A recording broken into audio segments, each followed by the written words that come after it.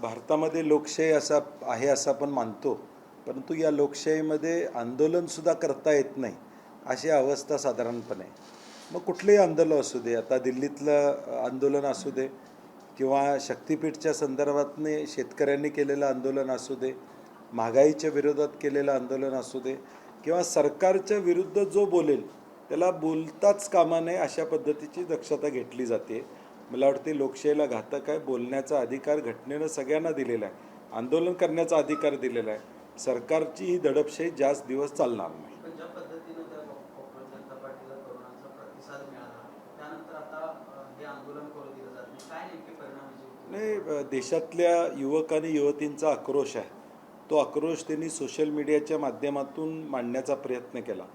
15 वर्षापूर्वी 20 वर्षापूर्वी रस्त्यावर लोक यायचे, परंतु आज सोशल मीडियाचा प्लॅटफॉर्म मिळाला आहे आणि त्या प्लॅटफॉर्ममधून आपल्या व्यथा मांडण्याचा प्रयत्न या ठिकाणी केला जातो. याचा अर्थ किती अवस्था बिकट आहे युवक आणि युवतींची हे साधारणपणे यातून दिसून येते. राज्याच्या पोलीस दलाला अधिकारी कर्मचाऱ्यांना सायबर क्राईम च्या विरोधात ते अडकलेले आहेत. हजारो कोटी रुपयाचे पैसे त्यामध्ये गुंतलेले आहेत.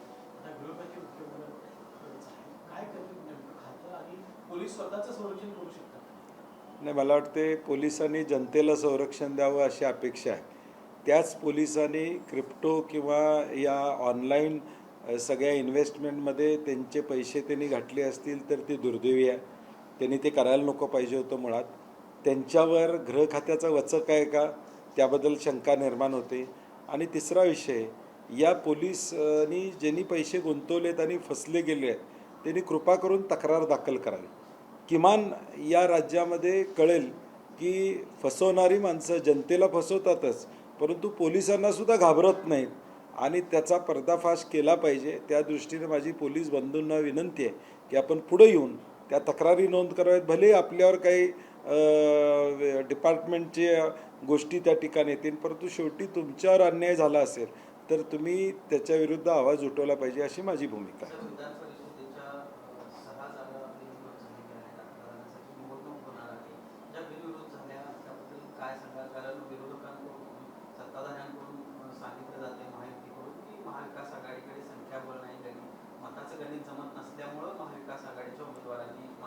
ज्या महाविकास आघाडीच्या उमेदवारांनी फॉर्म भरले त्यांना त्याचवेळी माहीत होतं की या गणितामध्ये आम्ही मागं आहोत. तरी देखील लोकशाहीमध्ये निवडणूक लढली गेली पाहिजे.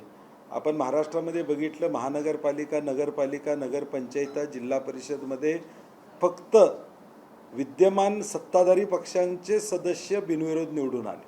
म्हणजे दबावाचं एक राजकारण, पोलीस बळाचा वापर आणि पैशाचा वापर या सगळ्याला बळी पाडायचं काम सत्ताधारी मंडळी या ठिकाणी करतायत. मला वाटतं एक चुकीचा पायंडा या निकाल काही लागू दे ना, तुम्हाला काळजी काय होती एवढी? खतखत जी होती महायुतीतली ती कदाचित बाहेर पडली असती गुप्त मतदानातून. त्या धास्तीपोटी या निवडणुका दबावानं पोलीस बळाचा वापर करून किंबहुना पैशाचा आमिष दाखवून या माघारी घेतलेत असं आमचं ठाम मत या ठिकाणी. नाही तर फॉर्म भरणाऱ्यानं मग सह्या का केल्या? 10 सह्या घेऊन फॉर्म भरले कशासाठी? बी फॉर्म शिवसेना असू दे, राष्ट्रवादी असू दे किंवा काँग्रेस असू दे यांचे अधिकृत उमेदवार म्हणून तुम्ही आलात कशासाठी? ज्यावेळी तुमची मानसिकता होती की आकडेवारी आपल्या बाजूला नाही तरी देखील मी लढायला तयार आहोत, ही भूमिका 6 उमेदवारांनी घेतली आणि आत्ता यू टर्न घेतला. याचा अर्थ दबाव आणि पैशाचा आमिष, याच्या पलीकडे काही नाही.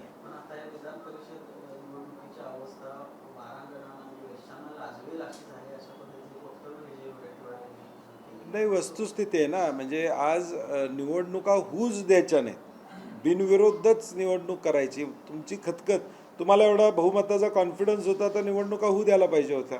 तुमचे 400-450 मतदार जे आहेत त्यांना मतदान टाकायला लावायला पाहिजे होतं. लोकशाहीमध्ये मताचा अधिकार मिळालेला आहे, तो मताचा अधिकार तुम्ही का हिरावून घेता? त्यामुळं खतखत होती महायुतीत, भीती होती.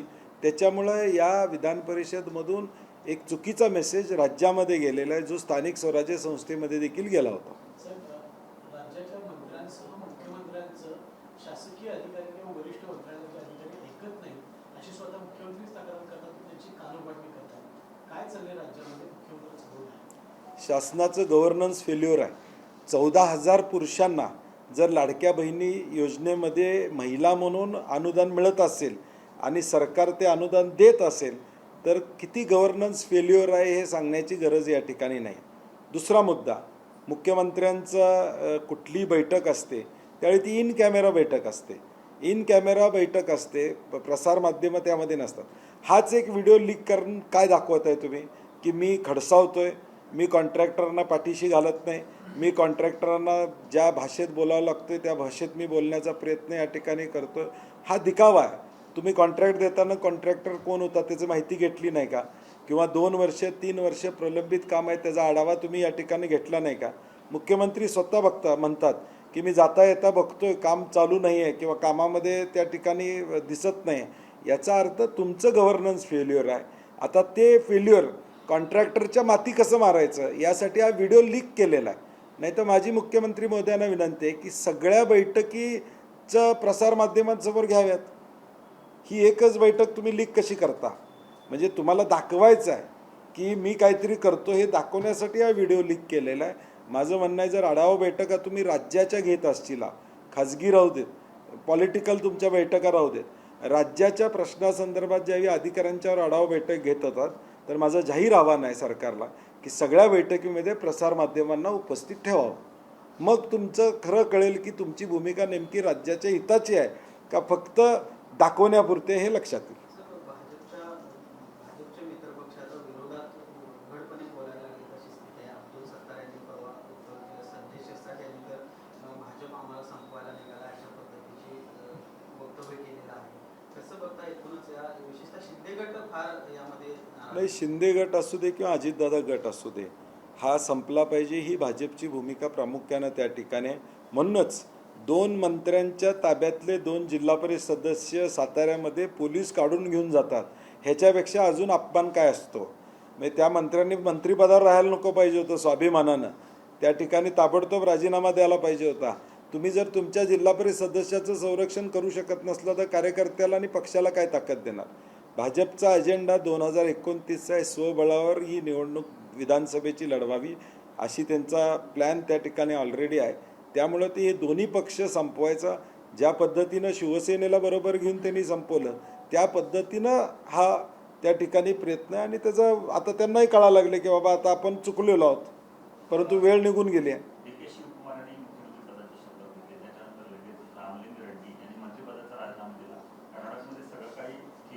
नाही, ठीक आहे, म्हणजे 8 वेळा निवडून आलेले आहेत रामलिंग रेड्डी, त्यांचा काहीतरी विषय असेल म्हणून त्यांनी भूमिका घेतली असली, परंतु शेवटी पक्ष जो निर्णय घेईल त्याला ते बांधील राहतील याची आम्हाला खात्री आहे. आणि DK शिवकुमार एक कणखर नेतृत्व आहे. या कर्नाटकमध्ये सिद्धरामय्यांच्या बरोबर या ठिकाणी राज्यामध्ये सत्ता आणण्यामध्ये त्यांचा सिंहाचा वाटा राहिलेला. आणि म्हणून राहिलेल्या 2 वर्षामध्ये निश्चितपणे काँग्रेसला पुन्हा सत्तेत आणण्याची ताकद सामान्य माणसांच्या जीवावर DK शिवकुमारांच्यात आहे. त्यामुळं काही अडचण त्यामध्ये तिथं कुठलीही येणार नाही.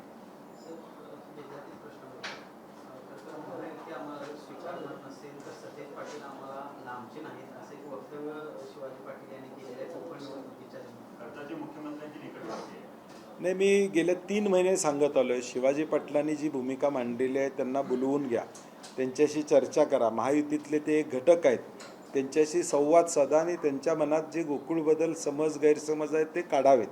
हा प्रयत्न दुर्दैवानं महायुतीतून झालेला नाही. आता ते काय भूमिका मांडत आहेत? चंदगड आजरा गलिंग्रज बरोबर आहे, कारण की म्हैशीचं दूध आमच्या गोकुळमध्ये चंदगडमधून मोठ्या प्रमाणात त्या ठिकाणी येतं. सिंहाचा वाटा या दूध कलेक्शनमध्ये या 3 तालुक्याचा आहे. आम्ही ज्यावेळी मागच्या वेळी पॅनल त्या ठिकाणी केलं त्यावेळी अंतर्गत कलहामुळं राजेश पाटलांच्या सौभाग्यवती असतील, त्यांचे चौगले म्हणून दुसरे उमेदवार असतील किंवा विद्याधर गुरबे असतील, हे 3ही उमेदवारांचा पराभव झाला. माई रेडेकर मामी या एकट्याच निवडून आल्या. आणि म्हणून त्या भागातून नेतृत्व असलं पाहिजे ही भूमिका ते त्या ठिकाणी मांडत आहेत. मला वाटते काही चुकीचं असं मला वाटत नाही. आणि मी सातत्यानं सांगत आलेलं आहे की जिल्हा मध्यवर्ती बँक असू दे किंवा गोकुळ असू दे, याच्या पायऱ्या चढताना पक्षीय पदात पायतान आम्ही बाहेर ठेवतो. त्यामुळं पुढच्या काळात आता अजून 2 महिन्यात निवडणुकीला काय काय होते बघूया. आम्ही तर राजश्री शाहू समविचारी आघाडी म्हणून आलेलो आहोत पुढं. आता जे येतील त्यांना बरोबर घेऊन जायचं. नाही, आज त्याच्यावर आज त्यांनी काय सांगितलं की महायुतीत मी आहे, परंतु माझ्यावर जर अन्याय होत असेल तर मला पर्याय उपलब्ध आहे. शेवटी या सगळ्या गोष्टी आपल्याला आठवत असेल की 10 वर्षापूर्वी निवडणूक लढलो त्यावेळी संजय बाबा घाडगे आणि चंद्रकांत बोंद्रे हे 2 उमेदवार माझे निवडून आले होते. घाडगेंची उमेदवारी शेवटच्या दिवशी फायनल झाली होती, तिथं रद्द झाल्यानंतर. त्यामुळं ह्या पॅनेलची रचना करत असताना जे घटक किंवा ज्या गोष्टी घडतील त्याच्यावर आमचं लक्ष असेल आणि अजून वेळ आहे. आता मुळात ज्या कायदेशीर संस्था आहेत, दूध संस्था, त्या 427 बद्दल आम्ही कोर्टात जाणार म्हणलं, ताबडतोब सरकारनं 270 पात्र केल्या. मग तुम्ही अपात्र का केल्या होत्या? राजकीय दबावापूर्वी केल्या होत्या का? फक्त माझं वक्तव्य की मी कोर्टात जाणार म्हणल्यावर रात्रीत आदेश फिरतो आणि रात्रीत 270 पात्र होतात. आणि तशाच या 1100 संस्था देखील पात्र झाल्या पाहिजेत, मताचा अधिकार त्यांना मिळाला पाहिजे, ही माझी भूमिका प्रामुख्याने याच्या पाठीमागची. शिवाजी पाटील म्हणतात सतेज पाटील मला दूर नाही. नाही, मी मस्त उत्तर दिलं ना त्याचं.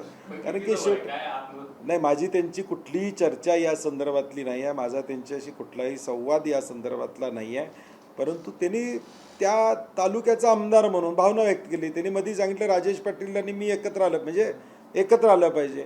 शेवटी प्रत्येक नेतृत्व जे करतं, आम्ही आता कोल्हापूर म्हणून कोल्हापूरचा विचार करतो, ते तालुक्यातले आमदार आहेत, ते तालुका म्हणून तालुक्याचा विचार करत असतील तर काही अयोग्य असं मला वाटत नाही. पण काल बोलताना त्यांनी भडपणे चंद्रकांत दादांच्याबद्दल देखील नाराजी व्यक्त केली. भाजपमधल्या 2 बड्या घराण्यांची नावं घेऊन हा पक्ष त्याच लोकांकडे चाललाय का, असा प्रश्न देखील त्यांनी त्या बैठकीला समीर कदमला बोलवलं जाते, मला बोलवलं जात नाही, जिल्ह्याच्या बाहेरच्या व्यक्तींना बोलवलं. नाही, मला बरोबर आहे. मी म्हणलं, मगाशी म्हणलं, त्यांची खतखत काय चुकीची असं म्हणता येणार नाही. ते महायुतीचे आहेत, सातत्यानं सांगतात की महायुतीचं आहे, मी देवेंद्र फडणवीसांच्या पुढं जाणार नाही हे सांगत असताना त्यांना विश्वासात घेतलं पाहिजे. साधारणपणे सगळ्यांशी चर्चा करत असताना घ्यावं, त्यांची अपेक्षा असणारच. आणि कोल्हापूर जिल्ह्याचा निर्णय होत असताना कोल्हापुरातले माणसं असणं हे म्हणणं त्यांचं काही चुकीचं असं मला वाटत नाही. एकीकडे पालकमंत्री असं म्हणतात की सतेज पाटील यांचं आमच्या सगळ्यांच्या हालचालीवर बारीक लक्ष आहे. इतके सगळे नेते एकत्र येऊन सुद्धा सतेज पाटलांची धास्ती महायुतीने घेतलेली असं म्हणायचं नाही, धास्ती नाही. माझी भूमिका ही दूध उत्पादकाच्या बाजूची आहे. मी नेहमीच ज्यावेळी 10 वर्ष ही गोकुळची निवडणूक मी लढवतोय, एक विचारानं निवडणूक लढवतोय की कार्यकर्त्याला तिथं संचालक म्हणून संधी देत असताना जो दूध उत्पादक 5.5 लाख या जिल्ह्यातला आहे त्याला न्याय मिळाला पाहिजे. आम्ही कोट्यावधी रुपये गोकुळचे मागच्या 5 वर्षामध्ये वाचवलेले आहेत.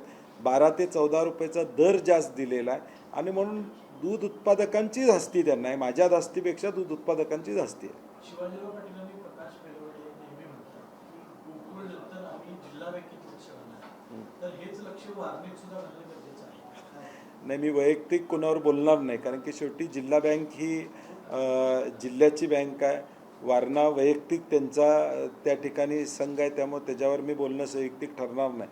परंतु जिल्हा बँकेत सुद्धा त्यांनी लक्ष घालण्यापूर्वी त्यांना बोलवून घेतलं पाहिजे, त्यांच्याशी चर्चा केली पाहिजे. त्यांच्या मनात प्रकाश बेलवडे किंवा शिवाजी पाटलांच्या मनात काही शंका असतील तर त्याची उत्तरं त्या ठिकाणी दिली पाहिजेत, समाधान केलं पाहिजे. शेवटी सहकार काय आहे, सगळ्यांना बरोबर घेऊन जाणाऱ्याला सहकार म्हणतात. त्यामुळे त्यांना विश्वासात घ्यावं अशी आमची महायुतीला विनंती आहे. कारण की महायुती आहे ती, म्हणजे हिमालयासारखी महायुती आहे, आम्ही सह्याद्री.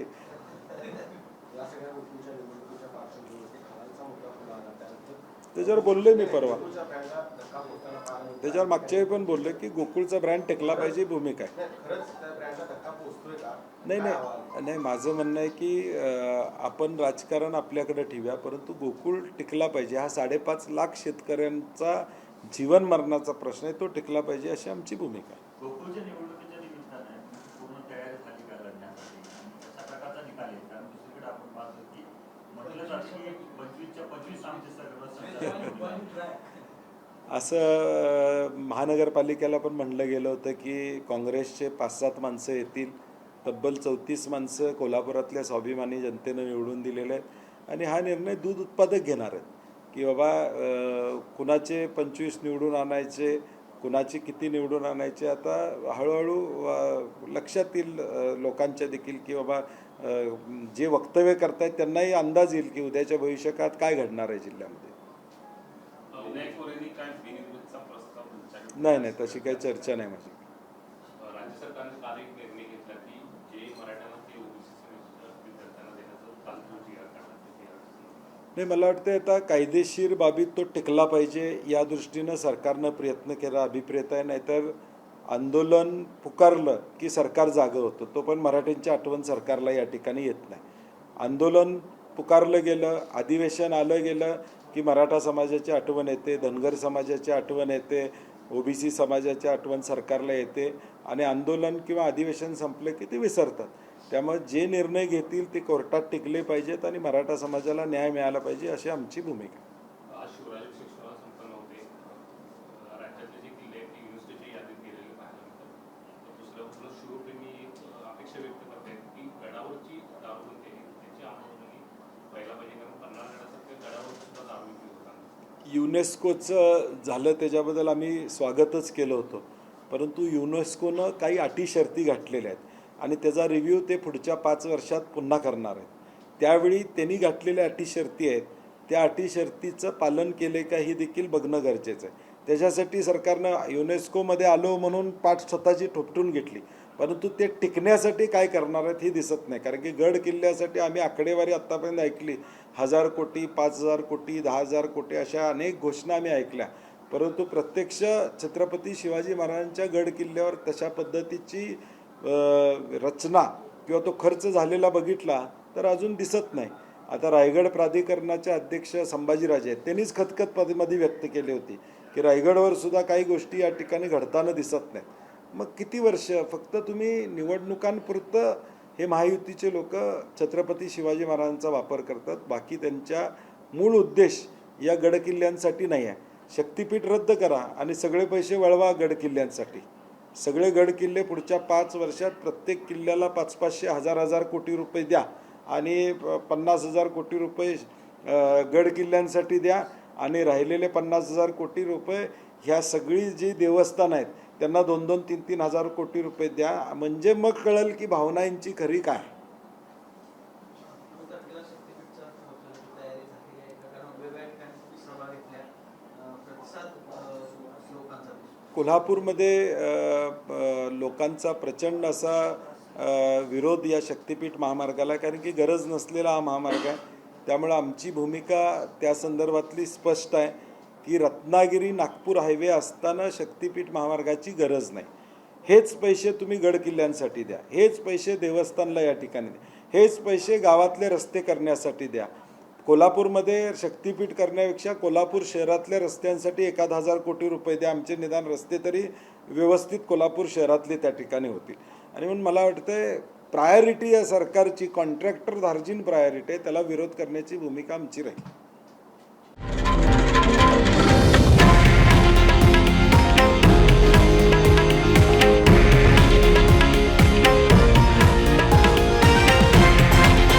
हे आहे देशातील नंबर 1 न्यूज नेटवर्क आणि आपण पाहत आहात TV9 मराठी, एकमेव.